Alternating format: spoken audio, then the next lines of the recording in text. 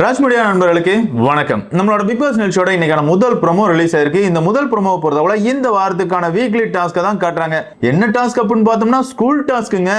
ஐயோ அப்படிங்கிற மாதிரி தான் இருக்குது. ஆமாங்க, சும்மாவே ஸ்கூல் டாஸ்க் வந்துருச்சு அப்படின்னா எல்லா சீசன்லயுமே சில பேர் கொஞ்சம் ஓவர் ஆக்டிங் பண்ணுவாங்க.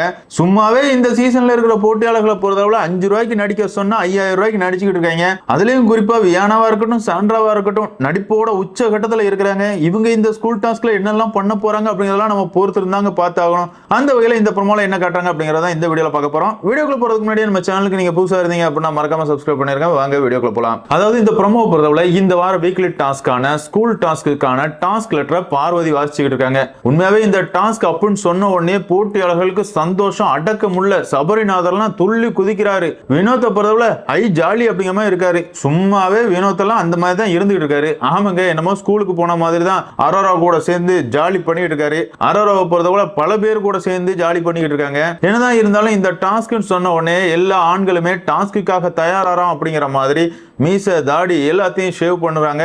கமருதீன் எல்லாம் பாக்குறதுக்கு செம கிளாமரா இருக்காரு அப்படின்னு சொல்லலாம். என்னதான் இருந்தாலும் இந்த டாஸ்கை பொறுத்தவரை டீச்சரா, அதாவது மாரல் டீச்சரா பாரு வர்றாங்க. பாரு மாரல் டீச்சராப்பா சூப்பர் அப்படிங்கிற மாதிரி இருந்துச்சு. அதே நேரத்துல கனி வந்து தமிழம்மாவா வர்றாங்க. அவங்க வகுப்பு எடுக்கும் போது பொய்யா சொல்லி உயிர் வாழ்றதை விட செத்துரு அப்படிங்கிற மாதிரி ஸ்டூடெண்ட்ஸுக்கு பாடம் எடுத்துக்கிட்டு இருக்காங்க.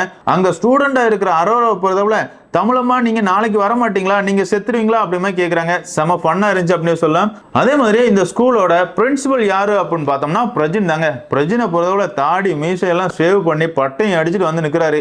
வேற லெவல்யா.